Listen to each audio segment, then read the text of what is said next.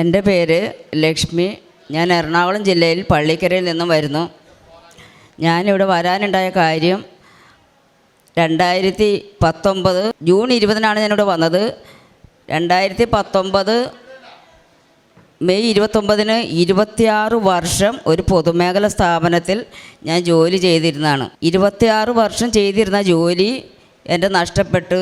അങ്ങനെ ഞാൻ എൻ്റെ കൂട്ടുകാരികളുടെ അടുത്ത് ഇതിനെപ്പറ്റി പറയുകയും ഞാൻ ബസ്സിൽ വെച്ച് നമ്മുടെ കൃപാസന പത്രം കാണുകയും വായിക്കുകയും ഞാൻ വായിച്ചു കഴിയുമ്പോൾ ഞാൻ ആരെങ്കിലും അത് വായിക്കാൻ കൊടുക്കുകയൊക്കെ ചെയ്യുന്ന ഒരു സ്ഥിതി ഉണ്ടായിട്ടുണ്ട്.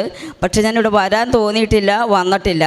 അങ്ങനെയാണ് 2019 മെയ് 29 എൻ്റെ ജോലി നഷ്ടപ്പെട്ടപ്പോൾ എൻ്റെ കൂട്ടുകാരികൾ മൂലം ഞാനിവിടെ എത്തിയത്. ജൂൺ 20-ന് വീണ്ടും ഞാൻ 2019 മെയ്യിൽ ജോലി പോയപ്പോൾ ജൂൺ 20-ന് ഞാനിവിടെ വന്ന് ഉടമ്പടി എടുത്ത്. 2019 ജൂണിൽ ഉടമ്പടി എടുത്ത് 2019 ആ മാസം തന്നെ ജൂലൈ 20-ന് വീണ്ടും ഞാനിവിടെ വന്ന് പ്രാർത്ഥിച്ച് 100 പത്രമൊക്കെ വാങ്ങിപ്പോയി. ആഗസ്റ്റ് 20-ന് വീണ്ടും ഞാൻ ഈ പള്ളിയിൽ വന്നിരുന്ന് പ്രാർത്ഥിച്ചു. ഒറ്റയ്ക്കാണ് വന്നത്.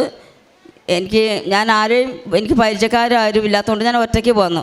അങ്ങനെ വന്ന് ആഗസ്റ്റ് 20-ന് ഇവിടെ വന്ന് ഉടമ്പടി പുതുക്കി ഞാൻ വീട്ടിൽ ചെല്ലും മുമ്പേ ഞാൻ കേന്ദ്ര പൊതുമേഖലാ സ്ഥാപനത്തിൽ ഡെയിലി വേജസിനാണ് ജോലി ചെയ്യുന്നത്. സ്ഥിരം ജോലിയല്ല, എന്നാലും സ്ഥിരം ജോലിയുണ്ട്. അങ്ങനെ ഞാൻ ഇവിടുന്ന് ഉടമ്പടി എടുത്ത് പത്രമെല്ലാം വാങ്ങി ബസ്സിൽ പോയി.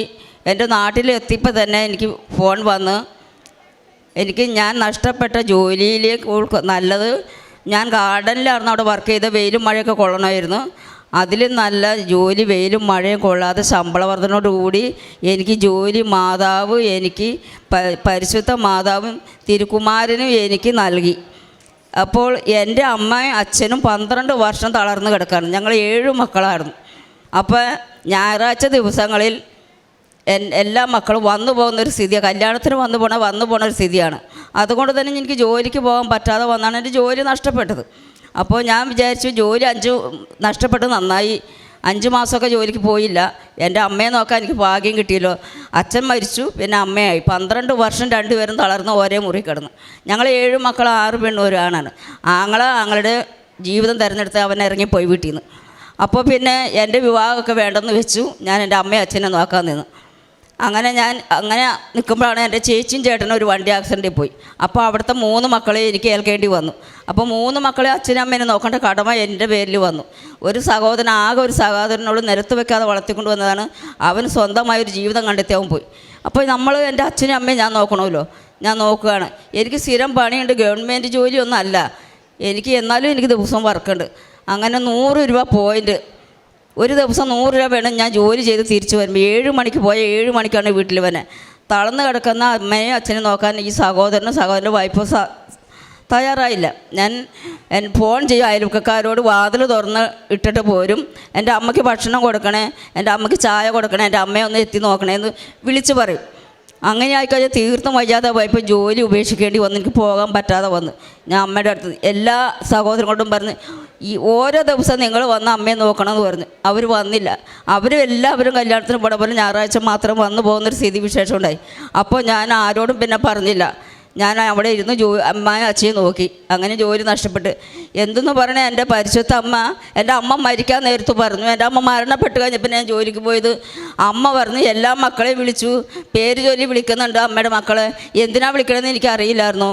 പക്ഷേ എൻ്റെ അയൽവക്കക്കാരോട് അമ്മ പറഞ്ഞിട്ടുണ്ടായി എന്നെ ഏൽപ്പിക്കാൻ വേണ്ടിയായിരുന്നു. അമ്മ അവസാനം മരിക്കാൻ നേരത്ത് ഞാൻ മാത്രമേ അടുത്തുണ്ടായുള്ളൂ. ഓടേ തമ്പുരാൻ നോക്കുമെന്ന് എൻ്റെ അമ്മ പറഞ്ഞ വാക്ക് അച്ചിട്ടതാണ്. എന്നെ ഓടേ തമ്പുരാനാണ് നോക്കണം. ഇവിടെ ഈ സന്നിധാനത്തിലിരിക്കുക എത്താൻ ഈ പരിശുദ്ധ അമ്മയുടെ ഓടേ തമ്പുരാൻ്റെ അടുത്ത് ഞാൻ എത്തപ്പെട്ടു. അപ്പോൾ എനിക്ക് ജോലി കിട്ടി. പിന്നെ ഞാൻ സാക്ഷ്യം പറയാൻ വൈകിപ്പോയി. കൊറോണ മൂലം വരാൻ പറ്റിയില്ല. അമ്മയുടെ തളർച്ച മൂലം എനിക്ക് അവിടെ നിന്ന് ഇട്ടിട്ട് പോരാൻ പറ്റിയില്ല. എല്ലാം കൊണ്ടും ഞാൻ പരിശുദ്ധ അമ്മയോട് മാതാവും തിരുക്കുമാരനോടും ഞാൻ മാപ്പ് അപേക്ഷിക്കുന്നു, നന്ദി പറയാൻ വൈകിയതിൽ. പിന്നെ എനിക്ക് രണ്ടാമത്തെ സാക്ഷ്യം ഈ ഒക്ടോബർ 28-ാം തീയതി അഖണ്ഡ ജപമാല പോകണമെന്ന് എനിക്കൊരാഗ്രഹം തോന്നി. ആരുമില്ല, ഒറ്റയ്ക്ക്, കൂട്ടില്ല, ആരുമില്ല. വീട് പൂട്ടി ഞാൻ ഇറങ്ങണം. ഇപ്പോൾ എൻ്റെ വീട്ടിൽ ആരുമില്ലല്ലോ, ഞാൻ മാത്രമാണ്. അപ്പോൾ വീട് പൂട്ടി 7 മക്കളും അച്ഛനും താമസിപ്പില്ല, തനിച്ചാണ്. വീട് പൂട്ടി എനിക്ക് അമ്മേൻ്റെ കൂടെ എനിക്ക് അഖണ്ഡ ജപമാല പങ്കെടുക്കാൻ പോകാമെന്ന് ഒറ്റ ധൈര്യത്തിന് ഇറങ്ങിപ്പോകുന്നു വീട്ടിൽ നിന്ന്. അപ്പം ഞാൻ പോന്നപ്പോൾ എറണാകുളത്തു നിന്ന് ഞാൻ വന്നത് അപ്പോൾ ഞാൻ ബസ്സുകാരോട് എന്ന് ജോലിക്ക് പോകണം ബസ്സുകാരോട് ചോദിച്ചു നമ്മുടെ ലാസ്റ്റ് ബസ് എപ്പോഴാണെന്ന് ചോദിച്ചു. എറണാകുളത്ത് നിന്ന് എനിക്ക് 50 രൂപ പോയിൻ്റ് ദൂരമുണ്ട് എൻ്റെ വീട്ടിലേക്ക്. അപ്പോൾ പറഞ്ഞു 7:30 കഴിഞ്ഞാൽ വണ്ടിയിലാട്ടോ എന്ന് പറഞ്ഞു. ഞാൻ സാരമില്ല, അമ്മയുടെ കൂടെയാണല്ലോ ഞാൻ പോകുന്നത്. ഞാനിവിടെ വന്ന് ഇങ്ങോട്ട് കയറിയില്ലല്ലോ, അവിടെ നിന്ന് ഞാൻ പ്രാർത്ഥിച്ചിട്ട് അഖണ്ഡ ജപമാലയ്ക്ക് ഞാൻ പോയി. 9:02 ഞാൻ ഇവിടെ നിന്ന് ഇറങ്ങിപ്പോയി. 2:02 ഞാൻ അർത്തികൽ പള്ളിയിലെത്തി. 3 മണി വരെ ഞാൻ അവിടെ കഴിച്ചു കൂട്ടിയ. പിന്നെ ഞാൻ ഓർത്തു, അമ്മേ ഞാൻ ആ മണലിൽ മുട്ടുകുത്തിന്ന് പ്രാർത്ഥിച്ചു, അമ്മേ എനിക്ക് വണ്ടി കിട്ടണേ അമ്മേ എന്ന് പ്രാർത്ഥിച്ചു. ഞാൻ തനിച്ചോളൂ എന്ന് പറഞ്ഞു. അങ്ങനെ ഞാൻ ഒന്ന് റോട്ടിലേക്ക് ഇറങ്ങി. അർത്തിങ്കൽ പള്ളിയിൽ ഞാൻ നേർച്ചയിട്ട് ഞാൻ ഇറങ്ങി. അവിടുത്തെ പ്രസംഗം പ്രാർത്ഥന എല്ലാം കേട്ട് 3 മണിക്ക് ഞാൻ പുറത്തിറങ്ങി, റോട്ടിലിറങ്ങി. പോലീസുകാരോട് ചോദിച്ചു, സാറേ എനിക്ക് എറണാകുളം പോകേണ്ടതാണ്, എനിക്ക് വണ്ടി എവിടെ പോകാനാണ്, 7 മണി കഴിഞ്ഞാൽ തിരക്ക് തീരൂല, ഇത് കണ്ടില്ലേ ജനങ്ങൾ ഒഴുകി വന്ന കണ്ടില്ലേ, വഴി ബ്ലോക്കാന്ന് പറഞ്ഞു. എൻ്റെ നെഞ്ചൊന്ന് പെടഞ്ഞു. പിന്നെ ഞാൻ ഇല്ല, അമ്മ എന്നെ രക്ഷിച്ചോളൂന്ന് ഓർത്ത്. കുറേ വണ്ടികളിങ്ങനെ ജാമായി കിടക്കുകയാണ്.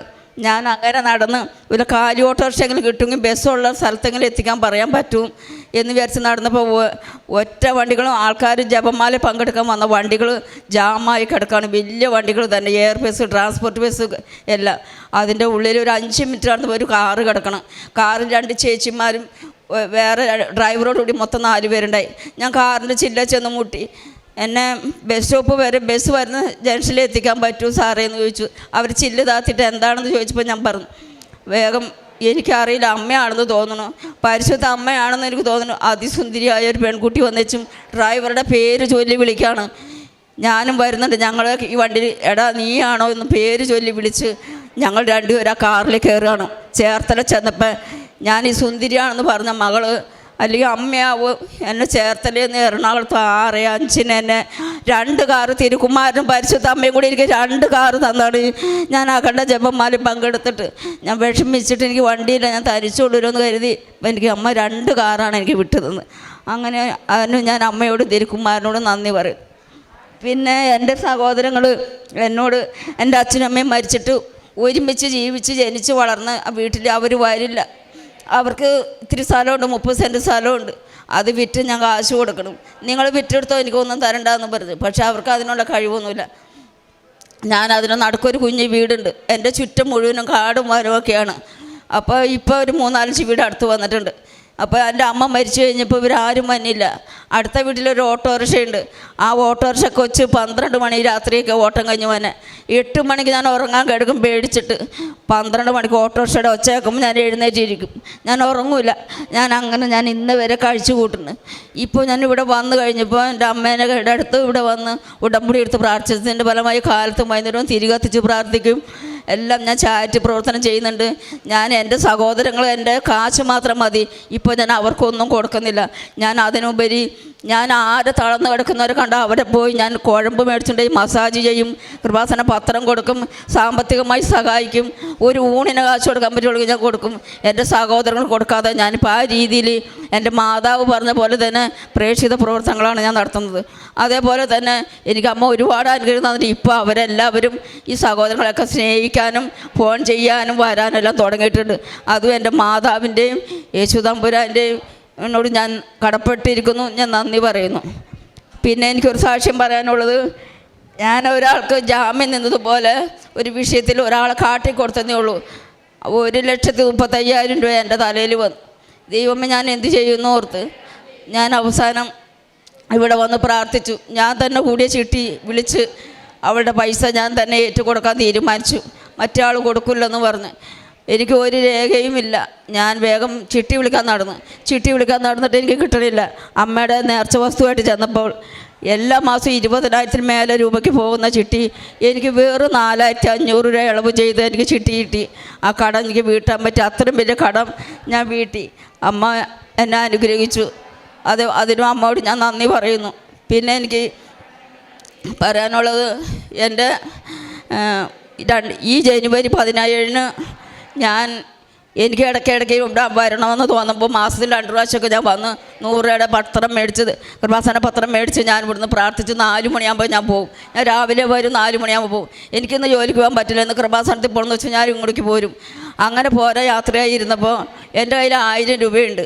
അപ്പോൾ എനിക്ക് 100 പത്രം മേടിക്കണം എന്ന് കണക്ക് കൂട്ടി ഞാൻ യാത്രയാവും. ഇപ്പോൾ എനിക്കൊരു ഫോൺ കോൾ വരികയാണ്, എൻ്റെ മകനെ കൊണ്ടുപോകണം. ആ മകനാണെങ്കിൽ ഫുൾ വികലാംഗനാണ്, സംസാരിക്കാൻ പറ്റൂല, വണ്ടി കയറാൻ പറ്റൂല. ഞാൻ എങ്ങനെ കൊണ്ടുപോകും? എൻ്റെ കയ്യിൽ 1000 രൂപയുള്ളൂ. ശരി, ഞാൻ അവരോട് യേസ് പറഞ്ഞു, അവൻ്റെ അമ്മയോട് യേസ് പറഞ്ഞു. യേസ് പറഞ്ഞ് എന്താണ് നിങ്ങളുടെ വിഷയമെന്ന് ചോദിച്ചു. പൂർവികരായിട്ട് കിടക്കുന്ന വസ്തുവിൽ പട്ടയമില്ല, അവർക്ക് അവരുടേതായ സ്ഥലം തിരിച്ചു കിട്ടണം. എനിക്കൊരു സമാധാനമില്ല മോളെ. എൻ്റെ മോൻ ആ വികലാംഗനായ കൊച്ചാണ് ആ കുടുംബനാഥൻ. അപ്പോൾ ഒരുപാട് വിഷയങ്ങൾ അവരുടെ വീട്ടിലുണ്ട്. ശരി, അവനെ വിടാൻ പറഞ്ഞു. ഞാൻ അവനെ കൊണ്ട് ഇവിടെ ഒരു കണക്കിന് ബസ്സിൽ തന്നെ കയറ്റി കൊണ്ടുവന്ന്, എനിക്ക് വണ്ടി കാറ് വിളിക്കാൻ കഴിവില്ല. വന്ന് അവനെ സർവ്വ ചെലവും വണ്ടിക്കാശും എടുത്ത് ജനുവരി 17 കൊണ്ടുവന്ന് ഉടമ്പടി പുതുക്കി ഉടമ്പടിയൊക്കെ ഇടിപ്പിച്ചു പോയി. ഇന്ന് 1 മാസം പോലും എത്തിയിട്ടില്ല. അവൻ്റെ വസ്തു അളന്ന് തിരിച്ച് അവൻ്റെ എല്ലാ വിഷയങ്ങളും തീർന്നെന്നും പറഞ്ഞു നല്ലൊരു സന്തോഷത്തോടുകൂടി ഞാൻ പോരുമ്പോൾ തന്നെ എനിക്ക് ഫോൺ വന്നു. ഞാൻ അതും കൂടി അവന് വേണ്ടി ഞാൻ നന്ദി പറയണം മാതാവിനോട്. അതുപോലെ തന്നെ ഞാൻ ഒരുപാട് വയ്യാതെ കിടക്കുന്ന ആൾക്കാരുടെ അടുത്ത് എനിക്ക് അവരെ എങ്ങനെ രക്ഷിക്കാൻ പറ്റുമോ? ഒരു കട്ടിൽ നിറച്ച് നീര് വെച്ച് ക്യാൻസറായിരുന്നു. ഞാൻ ചേച്ചിയോട് പറഞ്ഞു, ഞാൻ കൂബർ വിളിച്ച് കൊണ്ടുപോകാൻ ചേച്ചി. ഇപ്പോൾ അച്ഛൻ്റെ അടുത്ത് പോകാൻ ഗർഭാസൻ്റെ അച്ഛൻ ചേച്ചീനെ അമ്മയോട് പറഞ്ഞു, അമ്മ ചേച്ചീനെ രക്ഷിക്കുമ്പോൾ പോകാമെന്ന് പറഞ്ഞു. മക്കളോടൊക്കെ പറഞ്ഞു, അവർ വിടണില്ല. അവസാനം ഇപ്പം സമ്മതിച്ചിട്ടുണ്ട് പോരാന്ന്. അവർ കട്ടിൽ നിറച്ച് കിടന്നവരെ ഞാൻ കുഴമ്പ് മേടിച്ചുകൊണ്ട് തിരുമ്മി മസാജ് ചെയ്ത് എന്നും പോയി 3 മാസം അടുപ്പിച്ച് മസാജ് ചെയ്ത് ഇപ്പോൾ അവർ എഴുന്നേറ്റ് നടന്ന് പള്ളിയിൽ പോവുകയാണ്. എനിക്ക് ഭയങ്കര സന്തോഷം. അങ്ങനെയുള്ള കാര്യങ്ങൾ എൻ്റെ സഹോദരങ്ങൾ എന്നെ ഒഴിവാക്കിയെങ്കിലും എനിക്ക് ഇങ്ങനെയുള്ള ഇതൊക്കെ ഇപ്പോൾ എനിക്ക് ഒറ്റയ്ക്ക് കിടക്കണതിൽ പേടിയില്ല, എനിക്ക് എവിടെ നടക്കണേലും പേടിയില്ല. അമ്മ മാതാവ് എനിക്ക് നല്ല ധൈര്യം തന്നു, നല്ല സഹായം തന്നു. ഇത്രയും വരെ എന്നെ എത്തിച്ചതിന് എൻ്റെ അമ്മ മരിച്ചപ്പോൾ പറഞ്ഞല്ലോ ഒടേ തമ്പുരാൻ നോക്കുന്നു, എന്നെ ഒടേ തമ്പുരാനാണ് നോക്കണത്. അമ്മയ്ക്കും തിരുക്കുമാരനും കോടാടി കൂടി നന്ദി പറഞ്ഞിട്ട്